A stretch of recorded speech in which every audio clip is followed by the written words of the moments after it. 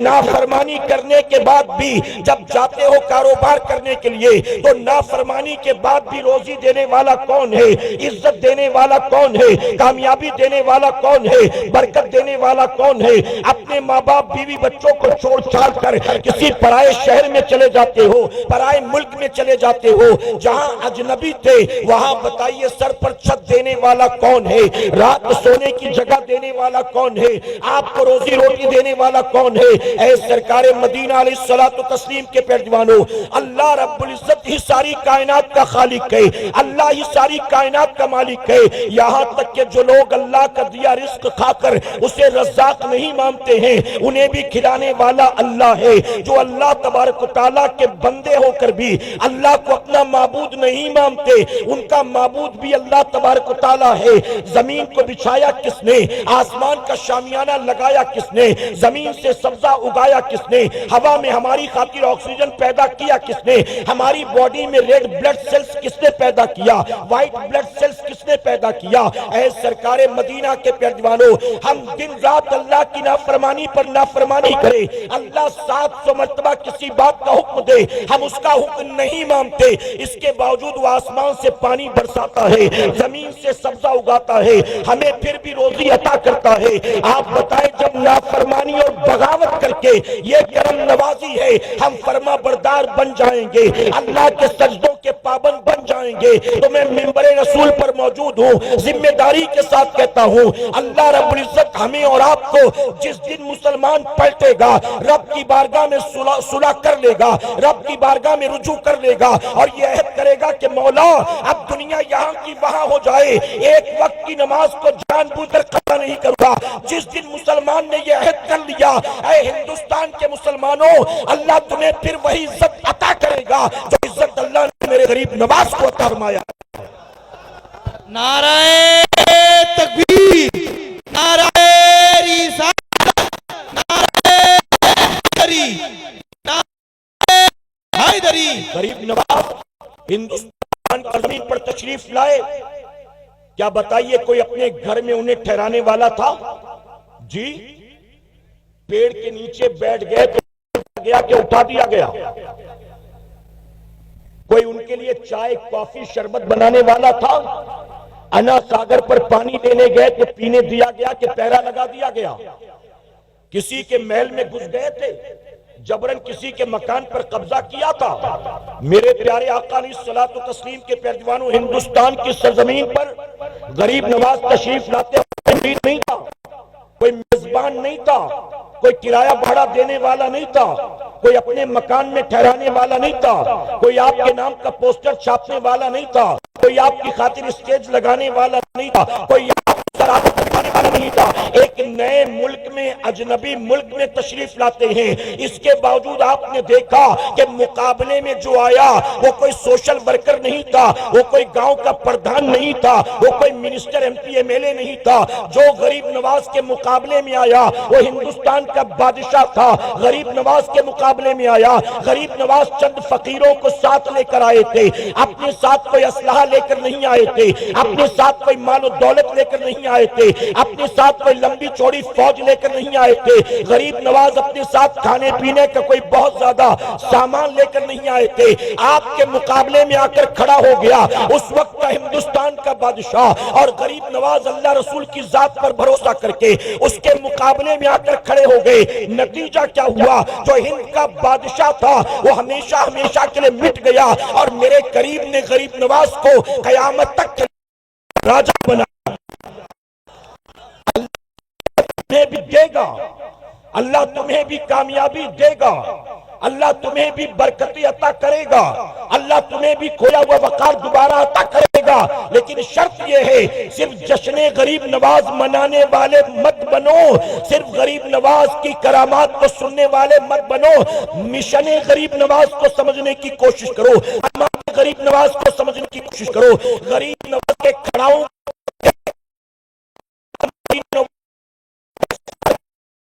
نظر نہیں آتا، غریب نواز بھرتا ہے وہ نظر آتا ہے، غریب نواز کا روزہ رکھنا نظر نہیں آتا، غریب نواز کا جوگی جے پال کا مقابلہ کرنا نظر آتا ہے، غریب نواز آتی، غریب نواز کا تقوی نظر نہیں آتا، غریب نواز کا تقوی نظر نہیں آتا۔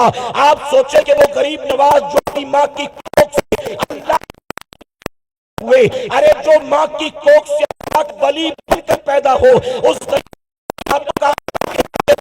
نواز نے 40 سال تک عشاء کے وقت سے فجر کی نماز کو ادا کیا۔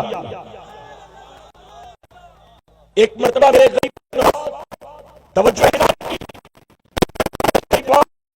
ایک میں بیٹھے زاروں قطار رو رہے تھے، مریدوں کی ہمت ہوئی کہ کوئی پوچھے کہ رونے کی وجہ کیا؟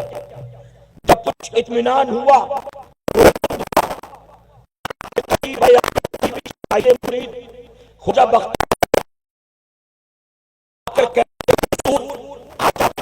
رونے کی وجہ کیا؟ اس بات جانتے میرے غریب نواز نے کیا فرمایا؟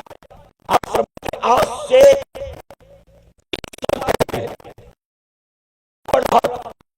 تو حالت مجھے ہمیشہ تھی، جو نماز میں مزہ آتا تھا، جو خشوع اور خضوع میسر آتا تھا، اس دن نماز میں وہ مزہ نہیں آ رہا تھا، وہ خشوع اور خضوع نہیں مل رہا تھا۔ کہتے میں پریشان کہ آخر نمازوں کی لذت کہاں چلی گئی؟ غریب نواز فرماتے میں نماز سے فارغ ہوا، پھر میں بیٹھا غور کرنے کے لیے آخر کیا بات ہے، نماز کی لذتیں کہاں چلی گئی؟ توجہ ہے نا آپ کی؟ میرے پیارے آقا کے پہلوانوں غریب نواز فرماتے نماز سے فارغ ہو کر میں بیٹھا غور کرنے کے لیے کہ نماز میں جو روزانہ مزہ آتا تھا وہ مزہ گیا کہاں، بات کیا؟ بہت دیر تک غور کیا تو مجھے احساس ہوا کہ آج جلد بازی کی وجہ سے دوران وضو میں اپنی انگلیوں میں خلال کرنا بھول گیا۔ وضو کے وقت جلد بازی کی وجہ سے اپنی انگلیوں میں خلال کرنا بھول گیا۔ اب یہاں علماء بیٹھے ان سے پوچھو اگر کوئی بندہ حالت وضو میں خلال نہ کرے انگلی کا تو وضو ہوگا کہ نہیں ہوگا، نماز ہوگی کہ نہیں ہوگی؟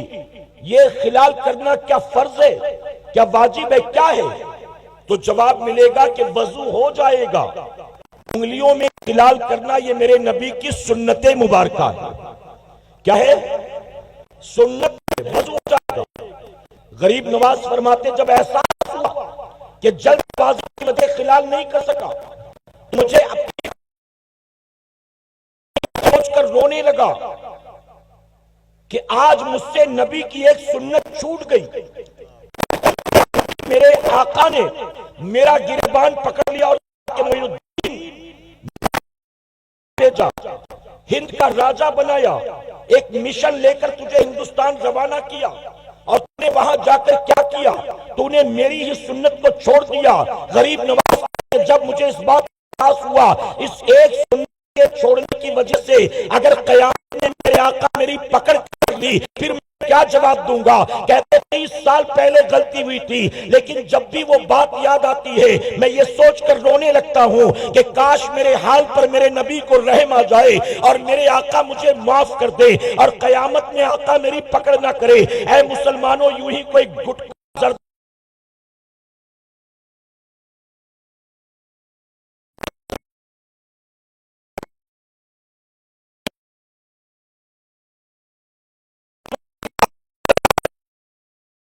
تو اس مقام کے پیچھے وجہ کیا ہے؟ غریب نواز کہتے 30 سال پہلے سنت جلد بازی کی وجہ سے غلطی سے رہ گئی تھی، جب بھی غلطی یاد آتی ہے رونے لگتا ہو کہ کاش میرے نبی کو مجھ پر رحم آ جائے اور میرے نبی مجھ کو معاف کر دے۔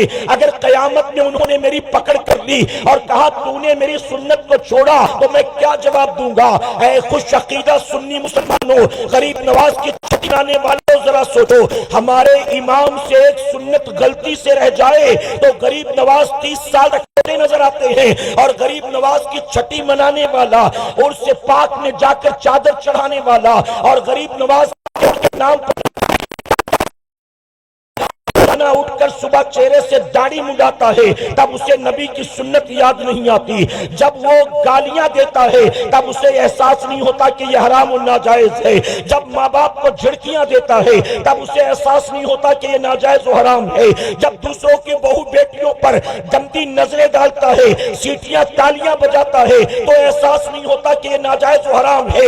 اے سرکار مدینہ کے پیروانوں، ہم نبی کی 12ویں بھی مناتے ہیں، غوث پاک کی 11ویں بھی مناتے ہیں، ہم غریب نواز کی 6ٹھی بھی مناتے ہیں، ہم کربلا والوں کے نام پر ماہ محرم میں نہ جانے کون کون سی رسمیں کرتے ہیں، ہم بزرگان دین کا عرس پاک بھی مناتے ہیں، ہم یہ ساری چیزیں رسمی طور پر کر کے گزر جاتے ہیں، لیکن اللہ کے ان برگزیدہ بندوں کی تعلیمات کو ہم سمجھنے کی کوشش نہیں کرتے، ان کی حیات طیبہ کا مطالعہ کرنے کی ہم کوشش نہیں کرتے، اور ہمارے جلسوں میں جب ہم آتے ہیں تو جلسوں میں بھی آتے ہیں تو لگتا ہے جیسے کانوں کے چسکے کے لیے آئے ہیں، محض انٹرٹینمنٹ کے لیے آئے ہیں، محض بھیڑ بھاڑ کا حصہ بننے کے لیے آئے ہیں۔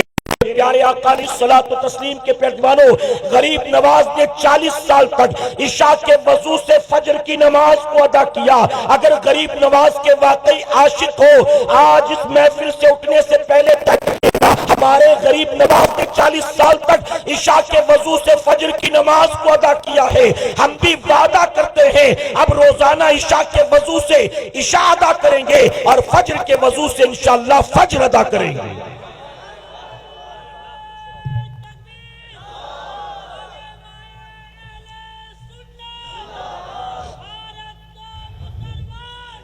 ذکر شہدائے کربلا کی محفل ہے، امام علی مقام کے نام پر محفل سجی ہے، جانتے ہو 10 محرم کو، توجہ ہے نا آپ کی، 10 محرم الحرام کو صبح سے دن تھا، جو کربلا میں نہیں تھے وہ نماز جمعہ کی تیاری کر رہے تھے،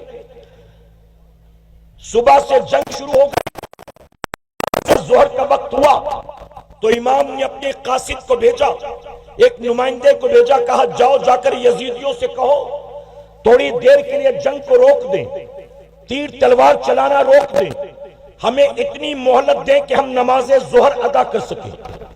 وہ کربلا کے میدان میں تھے، میدان جنگ میں، انہوں نے کہا ہمیں ظہر ادا کرنے کی مہلت مل جائے، مسافر تھے، اگر مہلت ملتی بھی تو کتنی دیر تک پڑھتے، 2 رکعت نماز پڑھنا تھا کتنا وقت لگتا؟ آپ نے فرمایا جاؤ جا کر یزیدیوں کو تھوڑی دیر جنگ روکیں تاکہ ہم ادا کر لیں۔ تو جانتے ہو یزیدیوں نے کیا کہا؟ یزیدیوں نے امام علی مقام کے قاصد سے کہا تو جان بچانے کا بڑا اچھا بہانہ سوجا ہے، معاذ اللہ، نماز کے نام پر جنگ کو روکنا چاہتے ہیں۔ حسین سے کہو کہ نماز پڑھنے کا بہت شوق ہے نا، پڑھو، جتنی پڑھنا چاہتے اتنی پڑھو، ہم نہیں منع کریں گے، لیکن شرط یہ ہے نماز شروع کرنے سے پہلے یزید کی بیعت کرنی ہوگی۔ یزید کی بیعت کرو گے تو نماز پڑھنے دیں گے، اور اگر یزید کی بیعت نہ کی تو ہم نماز کو دیکھ کر چھوڑیں گے نہیں، بلکہ ہم بھی وہ لوگ ہیں جو حالت سجدہ میں تمہاری گردن کو کاٹ دیں گے۔ یا تو یزید کی بیعت کرو یا تو نماز پڑھو۔ جب امام علی مقام کے قاصد نے آ کر کہا ظالم جھکنے کو تیار نہیں ہے، بلکہ دھمکی دے رہے ہیں کہ اگر نماز پڑھنی ہے تو پڑھو، لیکن یزید کی بیعت پہلے کرنی ہوگی، یزید کی بیعت نہیں کرو گے تو ہم مروت نہیں کریں گے، نماز شروع کر دی تو سجدے میں سر کاٹ دیں گے۔ تو جانتے امام نے کیا کہا تھا؟ امام نے کہا جاؤ جا کر یزیدیوں سے کہہ دو، یزیدیوں سے جاؤ یہ کہہ دو حسین نہ یزید کی بیعت کے لیے تیار ہے اور نہ جان بوجھ کر نماز قضا کرنے کے لیے تیار ہے، نہ ہاتھ میں ہاتھ دوں گا اور نہ نماز چھوڑوں گا۔ دینا بند کر دیں، اگر یہ حالت سجدہ میں سر کاٹنے پر تلے، حسین بھی سجدے میں سر کٹانے پر تلا۔ میں سر کٹا تو سکتا ہوں لیکن نہیں کر سکتا ہوں۔ یہ کون کہہ رہا ہے؟ میرے پیارے آقا علیہ الصلوۃ والتسلیم کے پیروانوں، یہاں علماء موجود ہیں، آپ پوچھئے اپنی مسجد کے امام صاحب سے پوچھئے گا، ایک آدمی اگر نماز اور حالت نماز میں کہیں سے بچو آ گیا کوئی جانور اور کوئی یقین ہے کہ یہ مجھے ڈنک مار دے گا ڈس لے گا، تو ایسی صورت میں کیا وہ نماز توڑ سکتا ہے؟ شریعت کا کیا حکم ہے؟ تو آپ کو پتا چلے گا شریعت اجازت ہے کہ وہ نماز توڑ سے مارے اور اپنی جان بچائے۔ اس وقت جان فرض ہے، نماز بچانا، اس کو مارو جان اور پھر اپنی نماز پھر ادا کر لو، اور صرف اپنے لیے نہیں۔ اگر کوئی چھوٹا بچہ سو رہا ہے کمرے میں اور آپ نماز پڑھ رہے ہیں اور اچانک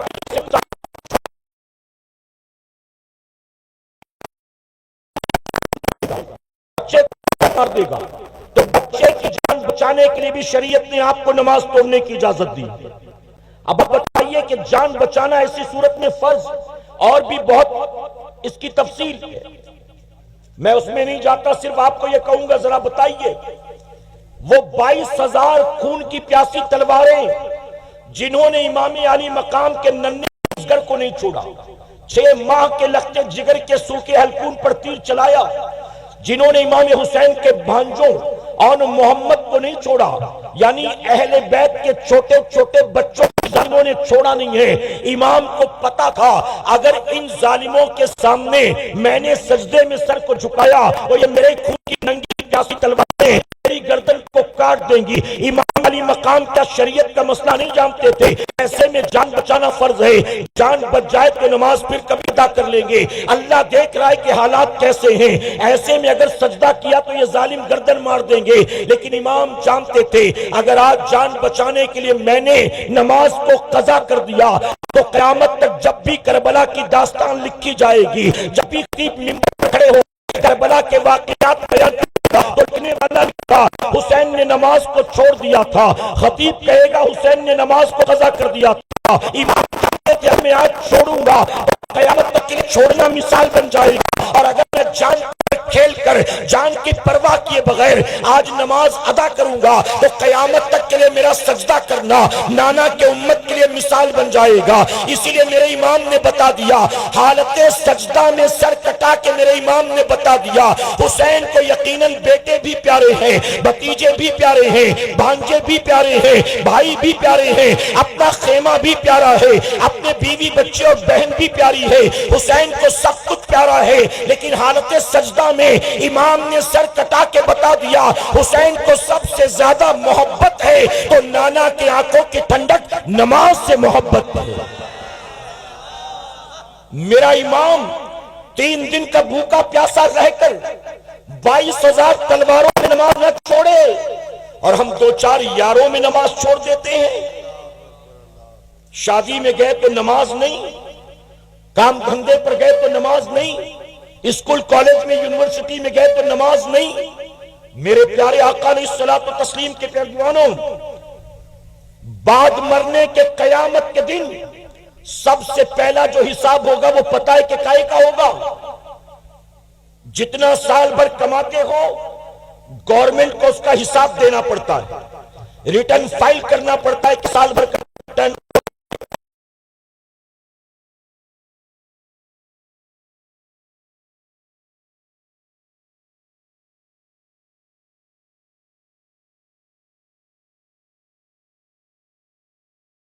اس میں گورنمنٹ کا کیا انوالومنٹ ہے؟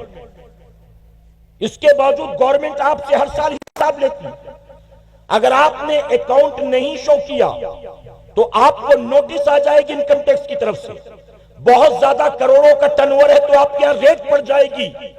میرے پیارے آقا کے پیروانوں، جن کا ہماری کمائی سے کوئی تعلق نہیں ہے، ہر سال انہیں بھی مجبوراً حساب کتاب دینا پڑتا ہے، تو جس رب نے سب کچھ عطا کیا ہے کیا وہ قیامت میں ہمیں یوں ہی چھوڑ دے گا؟ اور وہاں آپ کی کمائی کا حساب بعد میں ہوگا، بینک بیلنس کا حساب بعد میں ہوگا، آپ کے خرچے کا حساب بعد میں ہوگا، آپ کی بیوی بچوں کا حساب بعد میں ہوگا۔ سب سے پہلا سوال کس کے بارے میں ہوگا؟ جی اور بلند آواز سے، جن کو نہیں کس کا حساب ہوگا؟ اس کے باوجود پڑھتے ہو، پتہ ہے سب سے پہلا حساب نماز کا۔ جب ایگزام ہوتا ہے شروع، چاہے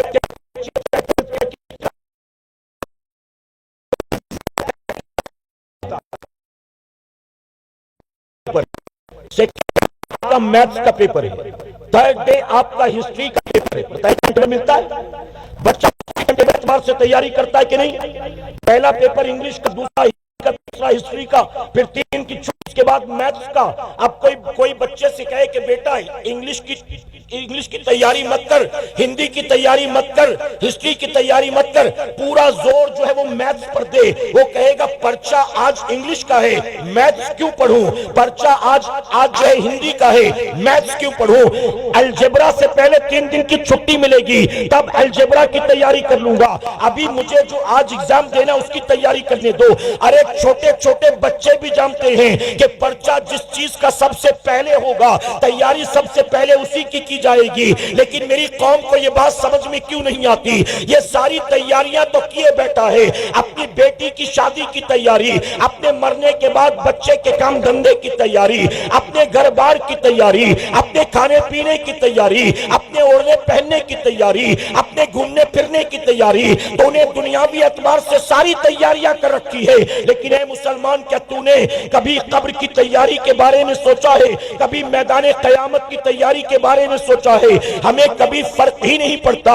ہمارے پاس لوگ آتے ہیں، کوئی آ کر کہتا ہے حضرت دعا کریں، اس سال میری بیٹی نیٹ کی تیاری کر رہی ہے، کوئی کہتا ہے دعا کریں میرے بیٹے کا انجینئرنگ کا لاسٹ ایئر ہے وہ کامیاب ہے، کوئی کہتا ہے کہ میرا بیٹا 12th کی تیاری کر رہا ہے، کوئی کہتا ہے میرا بیٹا یا بیٹی IAS کی تیاری کر رہے ہیں۔ ہمارے پاس لوگ آتے ہیں اپنی اولاد کے لیے دعائیں کروانے، بیٹی یہ ایگزام دے رہی دعا کر دے، بیٹا یہ تیاری کر رہا ہے دعا کر دے، لیکن آج تک کوئی ایک بھی ماں باپ ایسے نہیں آئے جنہوں نے ہم سے آ کر یہ کہا ہو کہ حضرت دعا کر دیجئے میرا بیٹا قبر کے امتحان میں کامیاب ہو جائے، میری بیٹی آخرت کے امتحان میں کامیاب ہو جائے۔ میرے پیارے آقا کے پیروانوں، جانتے ہو ایک اللہ کے ولی دنیا کو چھوڑ چھاڑ کر ایک پہاڑ کی چوٹی پر جا کر بیٹھے تھے، 30 سال تک اللہ کی عبادت کرتے رہے، اللہ اللہ اللہ، نہ کہیں آنا جانا، نہ کسی سے ملنا جلنا۔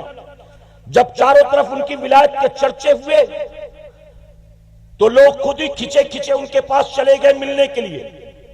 30 سال سے دنیا کو ٹھوکر مار کر پہاڑ چوٹی پر بیٹھے اللہ کی دنیا کھچی چلی ان کے پاس۔ مریدوں نے پوچھا کہ حضور آپ کیوں رو رہے ہیں، کیا بات ہے؟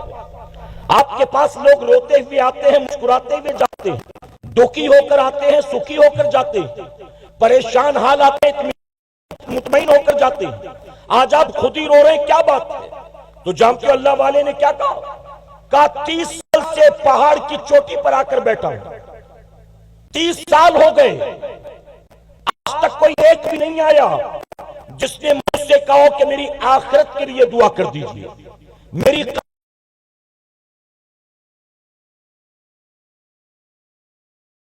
دنیا کو ٹھوکر مار کر میں آ کر بیٹھا ہوں نا، میرے پاس دنیا لیے دعا کرواتے، میں اسی لیے رو رہا ہوں کہ کاش یہ سمجھتے تو صحیح کہ تم دنیا کے لیے دنیا کو چھوڑے بیٹھا ہوا۔ میرے پیارے آقا علیہ الصلوۃ والتسلیم کے پیروانوں، مجھے نہیں پتا کہ یہاں خواتین کے بھی بیٹھنے کا انتظام ہے کہ نہیں، اگر ہے تو وہ بھی میرا یہ پیغام لیتی جائیں، اور اگر نہیں ہے تو اپنے گھر کی عورتوں کے پیغام پہنچا دیں۔ آپ نے امام حسین کا سجدہ تو دیکھا نا میدان کربلا میں، اب آئیے ان کی بہن حضرت زینب کا بھی سجدہ دیکھ لیجئے۔ امام زین العابدین، امام علی مقام کے لخت جگر، میدان کربلا میں اہل بیت کے آخری چشم و چراغ امام زین العابدین کہتے جب مدینہ منورہ میں ہم پر پریشر بنایا گیا کہ یزید کی بیعت کرو، یزید کی بیعت کرو، تو شہر رسول میں فتنہ فساد نہ ہو، اس لیے ہم مدینے کو چھوڑ کر مکہ معظمہ چلے گئے۔ ہم مکے پہنچے تو کوفہ والوں کے خط ہمیں آنے لگے، آئیے ہمیں بچا لیجئے، آپ نہیں آئے تو ہم کو مجبوراً یزید کی بیعت کرنی پڑے گی۔ ہم پر پریشر بنایا گیا کوفہ والوں کی طرف سے، ہم کوفہ کے لیے مکہ معظمہ سے نکلے، ہمیں کوفہ نہیں جانے دیا گیا، ہر کے لشکر نے ہم کو گھیرا اور کربلا میں لے کر آ گئے۔ امام زین العابدین کہتے ہیں اس پورے سفر میں میری پھوپھی حضرت زینب ہمارے ساتھ تھی، پورے سفر میں میری پھوپھی حضرت زینب ساتھ تھی، مدینہ منورہ سے مکہ معظمہ، مکہ معظمہ سے میدان کربلا، اور امام زین العابدین کہتے پورے سفر میں میری پھوپھی نے کسی رات تہجد کی نماز کو قضا نہیں کیا. میں معذرت کے ساتھ کہوں گا، ہم نکلتے ہیں تقریر کرنے کے لیے، ہم نکلتے ہیں کہیں جلسے میں جانے کے لیے، تو ہم نے دیکھا تقریروں اور جلسوں میں کئی لوگ ایسے ہیں جو خود اپنی نمازیں قضا کر بیٹھتے ہیں، نمازوں کی کوئی پرواہ نہیں کرتے الا ماشاءاللہ. جب نکلتے ہیں رات جلسہ اٹینڈ کرنے کے لیے تو نماز کی پرواہ نہیں، اور رات کے 3-4 بجے تک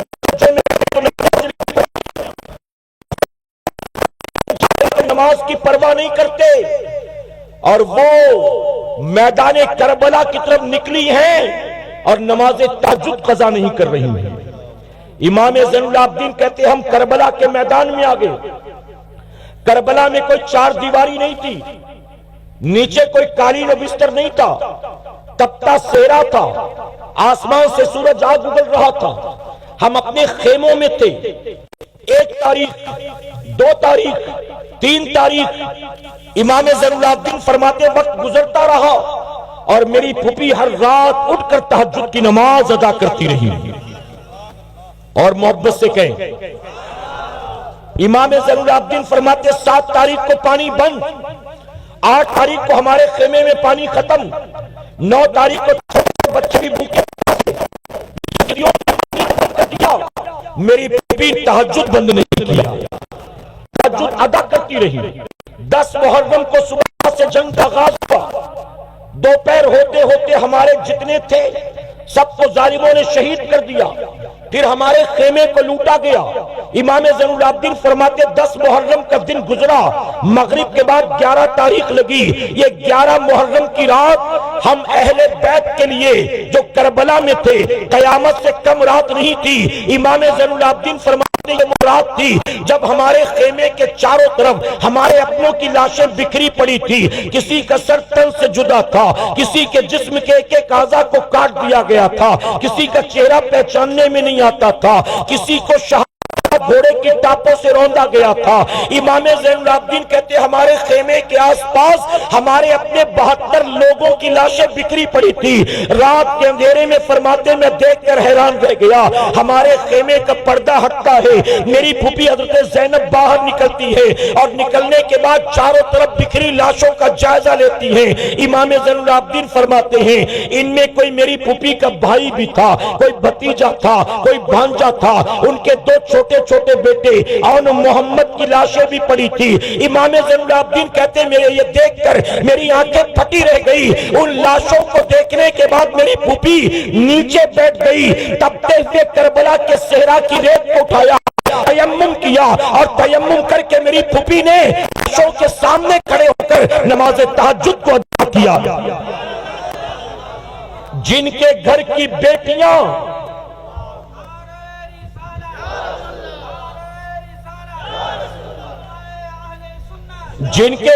بیٹیاں میدان جنگ میں تہجد قضا نہ کریں، انہیں اپنے گھر میں بیٹھے بیٹھے کبھی کوئی فرض نماز چھوڑی ہوگی؟ بتائیے. اور آج ہمارے گھروں کی پوزیشن کیا ہے؟ بہت معذرت کے ساتھ کہوں گا، علماء کی موجودگی میں تلخ بات ہے. محرم کے نام پر ہم نے نہ جانے کتنے ڈھکوسلے بنا رکھے. محرم کے نام پر ہم نے نہ جانے کتنے رسم و رواج بنا رکھا جس کا حقیقت سے، دین سے، شریعت سے کوئی تعلق نہیں ہے. اور ہمارے گھر کی عورتیں اسی کو سلطین سمجھ کر کر رہی ہیں. طاق بھرنے جا رہی ہیں، منت مانگنے جا رہی ہیں، تعزیہ دیکھنے جا رہی ہیں. دل پر ہاتھ رکھ کر جواب دو سنیو، کیا میرے امام کی قربانی اس نے تھی تاکہ قیامت تک میرے نام پر تعزیہ اٹھایا جائے؟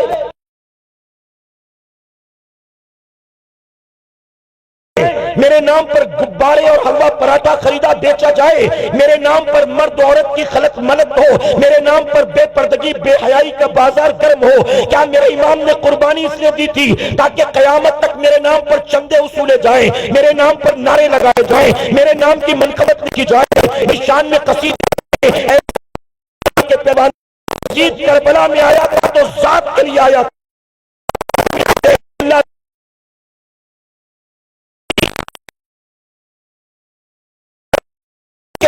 تھا، امام دین کے لیے آئے تھے، یہ تخت و تاج کے آیا تھا، اور امام علی مقام اپنے نانا کے دین کی بقا کے لیے آئے تھے۔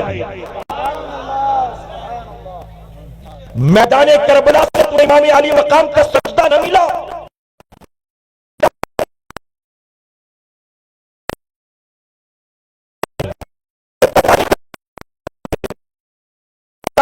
سے مل گیا۔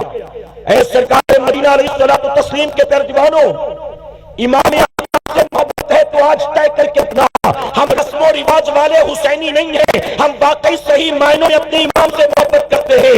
امام اپنی جان کی پرواہ کیے بغیر اللہ کا سجدہ ادا کرتے ہیں، اور ہم گھر کے دسترخوان پر بیٹھ کر نماز نہیں پڑھتے، ہم کارخانے میں بیٹھ کر نماز نہیں پڑھتے، ہم سفر میں ہوتے ہیں تو نماز نہیں پڑھتے، ہم شادی بیاہ میں ہوتے ہیں تو نماز نہیں پڑھتے، ہم چھوٹے چھوٹے نماز نہیں پڑھتے۔ آپ جانتے ہو میرے امام اعلیٰ عظیم البرکت اگر کوئی ایسا مسلمان ہو جس کے دونوں ہاتھ دونوں پیر کٹ گئے ہو، ایسا معذور کے کچھ چل کر مسجد تک جا نہیں سکتا، لوٹا اٹھا نہیں سکتا، نل چلا نہیں سکتا، حوض میں ہاتھ ڈال کے وضو کر نہیں سکتا، ایسا معذور جس کے دونوں ہاتھ دونوں پیر کٹ گئے ہو، ایسے اپاہج مسلمان پر بھی نماز معاف نہیں۔ امام فرماتے ہیں عورت کو لیبر پین ہو رہا ہے، درد ذی ہو رہا ہے، ڈیلیوری کے لیے اس کو لیبر روم میں لے جایا جا رہا ہے، فرماتے اس کو اس درد کی حالت میں جب بچے کی ولادت کا وقت قریب ہے، درد سے کرا رہی ہے، اور ڈیلیوری کے لیے اس کو کے وارڈ میں، میرے امام فرماتے ایسی حالت میں بھی اگر نماز کا وقت ہو گیا تو وہ نماز بھی اس پر فرض، ہٹے کٹے ہو کر کھانے پینے کے لیے ٹائم ہے، 5 گھنٹے بیٹھ کر آئی پی ایل کا میچ دیکھنے کے لیے ٹائم ہے، ورلڈ کپ کے چکر میں نماز قضا کرو گے، ٹی وی سیریل ڈراموں کے چکر میں نماز قضا کرو گے، زندگی گزرے گی یزید پلیت کی طرح، اور زبان سے کہو گے حسینی ہے، حسینی ہے، یہ کھچڑے والے حسینی، یہ ڈرم والے حسینی، یہ دیگ والے حسینی، یہ محض زبانی جمع خرچ والے حسینی، یہ محض نعروں والے حسینی۔ میرے پیارے آقا کے ترجمانوں، محض رسم و رواج والے حسینی مت بنو، اگر یزید سے نفرت ہے تو یزیدیت سے نفرت کرو، اور حسین سے محبت ہے تو حسینیت سے محبت کرو۔ یزید کے پیچھے چلنا یہ طبیعت والوں کا کام ہے، اور حسین کے نقش قدم پر چلنا یہ شریعت والوں کا کام ہے۔ علماء سے پوچھو، فجر میں اپنے گھر کے بستر پر پیر پسارے پڑے رہنا یہ حسین کا کام ہے کہ یزید کا کام ہے؟ تاریخ طبری اٹھا کر، البدایہ والنہایہ اٹھا کر، تاریخ کی کتابیں بریلویوں کی نہیں ہیں، ہسٹورینز کی ہیں، اتہاس کاروں کی، تاریخ نگاروں کی کتابیں، یہ لکھتے ہیں یزید کے محل میں رات بھر شراب و شباب و کباب کا دور چلتا، ناچ گانے ہوتے تھے، جب فجر کی اذان ہوتی تو یزید اپنے محل کے بستر پر شراب کے نشے میں دھت پڑا ہوتا، جب فجر کی اذان ہوتی تو یزید محل کے بستر شراب میں دھت پڑا ہوتا، اور جب فجر کی اذان ہوتی امام حسین اپنے گھر سے مسجد نبوی شریف میں جاتے تھے اور مسلمانوں کو جمع کر کے ان کی امامت فرماتے تھے۔ رات یزید کے محل سے ڈھول گھنگرو کی آواز آتی تھی، اور امام حسین مدینہ منورہ میں، مکہ معظمہ میں، کربلا معلیٰ میں، امام چاہے جہاں بھی ہے، یزید کے محل سے ڈھول گھنگرو کی آواز آتی، اور امام حسین کے کمرے سے ہر رات قرآن کی تلاوت کی آواز آتی تھی۔ امام حسین کو قرآن کی تلاوت سے اتنی محبت، اتنی محبت، اتنی محبت کہ امام مدینہ میں بھی قرآن کی تلاوت کرتے، مکہ معظمہ میں بھی قرآن کی تلاوت کرتے، کربلا معلیٰ میں بھی قرآن کی تلاوت کرتے، 3 دن بھوکے پیاسے رہ کر بھی قرآن کی تلاوت کرتے، شب عاشور میں بھی اپنی بیٹی ننھی سکینہ کو بٹھا کر قرآن کی تلاوت کرتے، اور 10 محرم کو ظالموں نے آپ کو شہید کر کے آپ کے سر مبارک کو کاٹ کر نیزے پہ چڑھا دیا، امام نیزے پہ چڑھ کر بھی قرآن کی تلاوت کرتے۔